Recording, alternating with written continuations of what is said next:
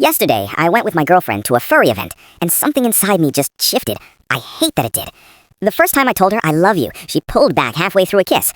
She looked nervous and said there was something I needed to know first.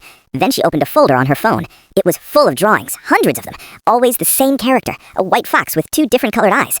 She told me she'd had this character since she was 15, that over 11,000 people online knew her by that identity. I didn't even know that part of her existed. I told her it didn't change anything. She broke down crying into me, like she had been expecting someone to leave her over this for years, and couldn't believe I wasn't. At the time, I meant it. I really did.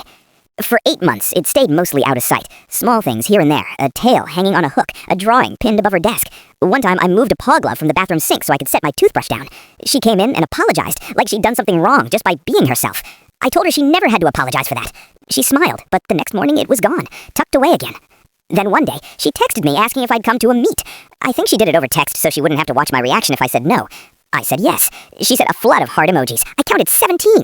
The day came. She locked herself in the bedroom for an hour. I sat outside listening to zippers, soft thuds, the sounds of her getting ready.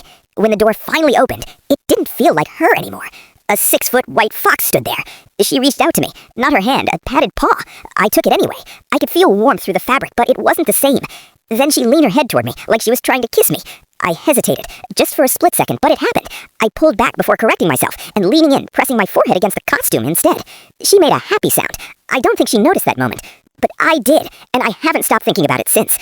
At the event, people were shouting her character's name, not her real one. Someone in a wolf suit picked her up. People were filming, cheering. She waved, full of joy. She looked alive in a way I'd never seen before. Someone came up to me and said she always talks about me, that I'm the only person who ever made her feel safe enough to be herself. It was meant kindly, but it felt heavy, like pressure I didn't know how to carry. Later, we took a photo together. Right before the flash, she placed her paw on my chest. Instinctively, I reached to hold her hand, but there was nothing to hold, just soft padding. I held it anyway. The picture came out perfect. On the way home, she took the head off at a red light. Her real face came back, sweaty, glowing, happier than I've ever seen her. She smiled and said that was the best day of my life. I told her I was glad. This morning, she texted me, a fox emoji and a heart, asked when we could go again. I haven't replied yet, because I don't know how to tell her that the best day of her life felt like the worst day of mine.